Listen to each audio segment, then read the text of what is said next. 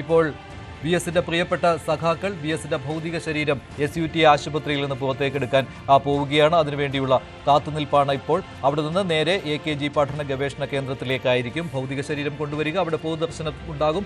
രാത്രി മുഴുവൻ അവിടെയായിരിക്കും. നാളെ രാവിലെ 9 മണിക്കാണ് തിരുവനന്തപുരം ദർബാർ ഹാളിൽ പൊതുദർശനത്തിന് വയ്ക്കുന്നത്. ഉച്ചയ്ക്ക് ശേഷം ആലപ്പുഴയിലേക്ക് കൊണ്ടുപോകും. ഇപ്പോൾ CPM-ന്റെ പ്രമുഖ നേതാക്കളെ കാണാം. VS അച്യുതാനന്ദൻ ഒരു വികാരമായിരുന്നു. ഇവർക്കെല്ലാം പലതരത്തിലുള്ള ആശയപരമായ ഭിന്നതയും ഉൾപാർട്ടി അഭിപ്രായ വ്യത്യാസങ്ങളും ഉണ്ടെങ്കിലും VS എന്നും കമ്മ്യൂണിസ്റ്റ് പാർട്ടിയുടെ CPM-ന്റെ സമാരാധനായ നേതാവായിരുന്നു. 1940-ൽ കമ്മ്യൂണിസ്റ്റ് പാർട്ടിയിൽ ചേർന്നതിന് ശേഷം VS-ന്റെ ഐതിഹാസിക പോരാട്ടങ്ങൾ കേരളം കണ്ടതാണ്. നേരത്തെ G. സുധാകരൻ അനുസ്മരിച്ചതുപോലെ പലതരത്തിലുള്ള സമര പോരാട്ടങ്ങളും ആലപ്പുഴയിൽ അദ്ദേഹം നടത്തി. P. കൃഷ്ണപിള്ളയുടെ നിർദ്ദേശപ്രകാരം അദ്ദേഹം കുട്ടനാട്ടിലേക്ക് കർഷക തൊഴിലാളികളെ സംഘടിപ്പിക്കാൻ എത്തിയത് മുതൽ അവിടെ നിന്ന് ജന്മി കുടിയാൻ വ്യവസ്ഥയ്ക്കെതിരെയുള്ള പോരാട്ടം, അതുപോലെ തന്നെ പാട്ടക്കുടിശ്ശിക വിഷയത്തിൽ, അങ്ങനെ നിരവധി പോരാട്ടങ്ങളിൽ അദ്ദേഹം ഇടപെടുകയും ഐതിഹാസികമായ സമരങ്ങൾ നയിക്കുകയും ജയിൽവാസം അനുഭവിക്കുകയും ചെയ്തു. പുന്നപ്ര വയലാർ സമരനായകൻ എന്ന വിളിപ്പേര് കൂടി VS അച്യുതാനന്ദനുണ്ട്. കൊടിയ മർദ്ദനത്തിന് അദ്ദേഹം ഇരയാവുകയും ചെയ്തു. 1957-ൽ കമ്മ്യൂണിസ്റ്റ് പാർട്ടി അധികാരത്തിൽ വരുന്ന സമയത്ത് CPI-യുടെ സംസ്ഥാന സമിതി അംഗമായിരുന്നു അദ്ദേഹം. അതിനുശേഷം ആലപ്പുഴ കേന്ദ്രീകരിച്ചുള്ള അദ്ദേഹത്തിന്റെ പ്രവർത്തനങ്ങൾ തുടരുകയും 1964-ൽ CPM രൂപീകരിച്ചപ്പോൾ CPI-യുടെ ദേശീയ കൗൺസിലിൽ നിന്ന് ഇറങ്ങി വന്ന 32 നേതാക്കളിൽ ഏറ്റവും അവസാനത്തെയാൾ VS അച്യുതാനന്ദൻ. ജനങ്ങളുടെ പ്രശ്നങ്ങൾക്ക് പരിഹാരം കാണാൻ വേണ്ടി നടത്തിയ എണ്ണമറ്റ പോരാട്ടങ്ങളുടെ ചരിത്രമാണ് VS-ന്റെ ജീവിതത്തിനുള്ളത്. കേരളത്തിലെ കമ്മ്യൂണിസ്റ്റ് പ്രസ്ഥാനത്തെയും ഇടതുപക്ഷ ജനാധിപത്യ മുന്നണിയെയും നയിക്കുന്നതിലും രണ്ട് പാർട്ടിയുടെയും ഇടതുപക്ഷ ജനാധിപത്യ മുന്നണിയുടെയും രൂപീകരണത്തിലും പാർട്ടിയെയും ഇടതുപക്ഷ ജനാധിപത്യ മുന്നണിയെയും കേരളത്തിൽ നയിക്കുന്നതിലും VS-ന്റെ നേതൃത്വപരമായ പങ്ക് അതുല്യമാണ്.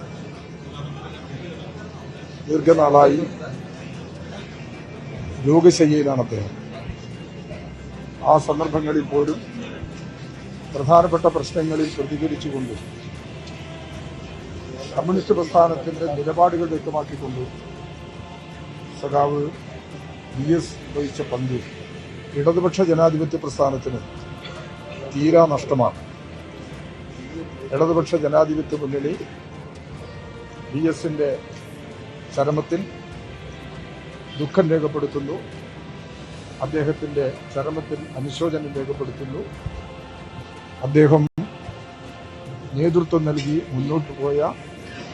മുന്നോട്ട് കൊണ്ടുപോയ കമ്മ്യൂണിസ്റ്റ് പ്രസ്ഥാനത്തെയും ഇടതുപക്ഷ ജനാധിപത്യ മുന്നണിയെയും കൂടുതൽ ശക്തിപ്പെടുത്തുക എന്നുള്ളത് അദ്ദേഹത്തിന്റെ ഓർമ്മയ്ക്ക് മുമ്പിൽ നിർവഹിക്കാനുള്ള ഉത്തരവാദിത്വമാണ്. ആ ഉത്തരവാദിത്വം ഏറ്റെടുത്തുകൊണ്ട് മുമ്പോട്ട് പോകാൻ ശ്രമിക്കും. VS-ന്റെ ആകസ്മികമായ VS-ന്റെ ഈ സന്ദർഭത്തിലുള്ള വിയോഗത്തിൽ ഇടതുപക്ഷ ജനാധിപത്യ മുന്നണിക്ക് വേണ്ടി ഒരിക്കൽ കൂടി അനുശോചനവും ദുഃഖവും രേഖപ്പെടുത്തും. LDF കൺവീനർ TP രാമകൃഷ്ണനാണ് സംസാരിച്ചത്. ഇടതുപക്ഷ പ്രസ്ഥാനത്തിന് നഷ്ടമാണ് VS അച്യുതാനന്ദന്റെ വിയോഗം. ഒരു വിടവാണ് VS അച്യുതാനന്ദന്റെ വിയോഗം. കുറഞ്ഞ വർഷങ്ങൾ അദ്ദേഹം LDF-ന്റെ കൺവീനറായും പ്രവർത്തിച്ചിട്ടുണ്ട്.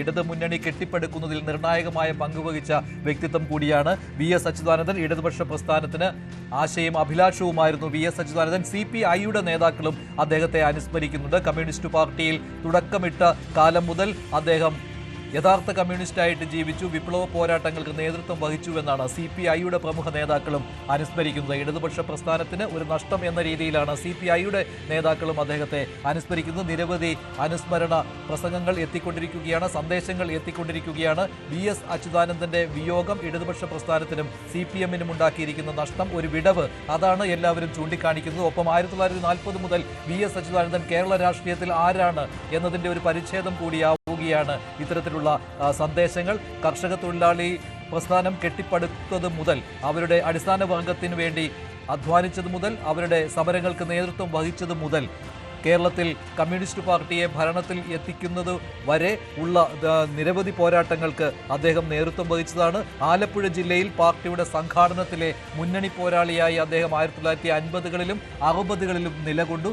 അദ്ദേഹം അവിടെ നിന്ന് കേരള രാഷ്ട്രീയത്തിൻ്റെ ജനകീയ മുഖമായി മാറുകയും ദേശീയ രാഷ്ട്രീയത്തിൽ തന്നെ VS എന്ന രണ്ടക്ഷരം അറിയപ്പെടുകയും ചെയ്തതാണ്. 2006 കേരള മുഖ്യമന്ത്രിയായിരുന്നപ്പോഴും അദ്ദേഹം നിരവധി വികസന പദ്ധതികൾക്ക് പച്ചക്കൊടി കാണിക്കുകയും ചെയ്തയാളാണ്. ആ സമയത്ത് വിഭാഗീയ പ്രവർത്തനങ്ങൾ പാർട്ടിയിൽ ഉള്ള സമയത്ത് പോലും അദ്ദേഹം മികച്ച ഭരണകർത്താവ് എന്ന രീതിയിൽ അദ്ദേഹം ജനങ്ങൾക്കിടയിൽ ഇടം നേടുകയും ചെയ്തു. അതുകൊണ്ട് തന്നെയാണ് 2011 ഒരു ഭരണ തുടർച്ച ഉണ്ടാകാൻ പോകുന്നു എന്ന ഒരു പ്രതീതി പോലും ഉണ്ടായത്. നിസാര സീറ്റുകൾക്ക് അദ്ദേഹത്തിന് ഭരണ തുടർച്ച കിട്ടാതെ പോയതും അതിൽ പലതരത്തിലുള്ള കാരണങ്ങൾ ഉണ്ടാവാം. എങ്കിലും VS അച്യുതാനന്ദൻ ഒരു ജനകീയനായ ഭരണാധികാരി കൂടിയായിരുന്നു എന്ന് തെളിയിക്കുന്നതാണ് 2006, 2011. അവിടെയും അദ്ദേഹം പോരാട്ടം നിർത്തിയില്ല. 2011 മുതൽ 16 വരെ പ്രതിപക്ഷ നേതാവ് എന്ന രീതിയിൽ അദ്ദേഹം കേരള നിയമസഭയിൽ നടത്തിയിരുന്ന ഉജ്ജ്വലമായ പ്രസംഗങ്ങൾ, അദ്ദേഹം നിയമസഭയ്ക്ക് വെളിയിൽ നടത്തിയിരുന്ന പോരാട്ടങ്ങൾ, എവിടെയാണോ ജനകീയ സമരങ്ങൾ ഉള്ളത് അവിടെ ചെന്ന് അദ്ദേഹം ആ സമരങ്ങൾ ഏറ്റെടുക്കുന്നതാണ് കണ്ടത്. മതികെട്ടാൻ സമരം അതൊരു ഉദാഹരണമാണ്. ചന്ദനക്കള്ളക്കടത്ത്, അതിനെതിരെയുള്ള പോരാട്ടങ്ങൾ അതിന് ഉദാഹരണമാണ്. പ്ലാച്ചിമട സമരം, ഇവിടെയൊക്കെ VS എന്ന മുന്നണി പോരാളി ഉണ്ടായിരുന്നു. അങ്ങനെ നിരവധി ജനകീയ സമരങ്ങൾക്ക് നേതൃത്വം വഹിക്കാൻ VS അച്യുതാനന്ദൻ ഒരു കാലഘട്ടത്തിൽ കേരള ജനതയ്ക്കൊപ്പം ഉണ്ടായിരുന്നു. പരിസ്ഥിതി സംരക്ഷണത്തിന് അദ്ദേഹം പ്രത്യേക പ്രാധാന്യമാണ് കൊടുത്തത്. പരിസ്ഥിതിയെ കട്ടുമുടിക്കാൻ അനുവദിക്കുകയില്ല എന്നുള്ള അദ്ദേഹത്തിന്റെ പ്രഖ്യാപിതമായ നിലപാട് അത് കേരള ജനത ഏറ്റെടുത്തതാണ്. മൂന്നാർ കയ്യേറ്റം ഒഴിപ്പിക്കൽ അദ്ദേഹത്തിന്റെ അമ്പരപ്പിക്കുന്ന, ഞെട്ടിക്കുന്ന ഒരു തീരുമാനമായി മാറുകയായിരുന്നു. പാർട്ടിക്കുള്ളിൽ നിന്ന് പോലും പ്രശ്നങ്ങൾ ഉണ്ടായിട്ടും അദ്ദേഹം മൂന്നാർ ഒഴിപ്പിക്കലുമായി മുന്നോട്ട് പോവുകയായിരുന്നു. പല തടസ്സങ്ങൾക്കിടയിലാണ് അദ്ദേഹം മൂന്നാറിൽ നേരിട്ടെത്തി ഒഴിപ്പിക്കലിന് നേതൃത്വം വഹിച്ചത് എന്നതും പ്രത്യേകതയാണ്. ആ കാലഘട്ടത്തിൽ കേരള രാഷ്ട്രീയത്തിൽ, കേരള സമൂഹത്തിൽ ഇത്തരത്തിലൊരു ധീരമായ സമീപനം കണ്ടിട്ടില്ലായിരുന്നു. അതുകൊണ്ട് തന്നെ ഒരു ജനകീയ സമരമായിട്ട് തന്നെ അദ്ദേഹം ഭരണാധികാരിയായിരുന്ന സമയത്തെടുത്ത തീരുമാനങ്ങളും വ്യാഖ്യാനിക്കപ്പെടുകയാണ്. നേരത്തെ ശ്രീ തിരുവഞ്ചൂർ ചൂണ്ടിക്കാണിച്ചതുപോലെ മുല്ലപ്പെരിയാറിലെ പ്രശ്നം, മുല്ലപ്പെരിയാർ അണക്കെട്ടിലെ പ്രശ്നം, അത് ഒരു ജനകീയ വിഷയമാക്കി അദ്ദേഹം ഏറ്റെടുക്കുന്നതും കണ്ടതാണ്. അവിടെ പ്രതിപക്ഷ ശബ്ദമായിട്ട് അദ്ദേഹം ഉയർന്നു വരികയും പിന്നീട് അദ്ദേഹം മുഖ്യമന്ത്രിയായ സമയത്തും അദ്ദേഹം ഒരു പോരാട്ടം എന്ന രീതിയിൽ തന്നെ മുല്ലപ്പെരിയാർ അണക്കെട്ടിലെ വിഷയം ഏറ്റെടുക്കുന്നതും കണ്ടു. അങ്ങനെ അദ്ദേഹം പ്രതിപക്ഷത്തായിരുന്നപ്പോഴും മുഖ്യമന്ത്രിയായിരുന്ന സമയത്തും നിരവധി പ്രശ്നങ്ങളിൽ സജീവമായി ഇടപെടുകയും അങ്ങനെ കേരള രാഷ്ട്രീയത്തിലെ ഒരു ജനകീയ മുഖമായി മാറുകയും ചെയ്തു. അദ്ദേഹത്തിന്റെ പ്രസംഗ ശൈലികൾ അത് അനുകരണീയമായ മാതൃകയായി. അദ്ദേഹത്തിന് നീട്ടിയുള്ള പ്രസംഗങ്ങൾ അത് പലതരത്തിലും വ്യാഖ്യാനിക്കപ്പെട്ടു. പല രീതിയിലും അത് പൊതുസമൂഹം ഏറ്റെടുക്കുകയായിരുന്നു. അദ്ദേഹത്തിനെ കേൾക്കാൻ ദൂരദിക്കുകളിൽ നിന്ന് പോലും അദ്ദേഹത്തിന്റെ പ്രസംഗ വേദികളിലേക്ക് ആളുകൾ എത്തുന്ന കാഴ്ചയും ഉണ്ടായി. ശരണ്യ സ്നേഹിതൻ ചേരുകയാണ് ആലപ്പുഴയിൽ. ശരണ്യ, എന്തൊക്കെയാണ് അവിടെ നൽകാൻ കഴിയുന്ന വിവരങ്ങൾ?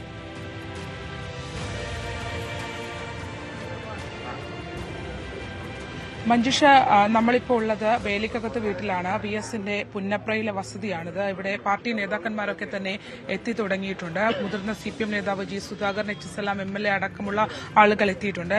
പൊതുദർശനം അടക്കമുള്ള കാര്യങ്ങൾ ഇവിടെ ക്രമീകരിച്ചിട്ടുണ്ട്.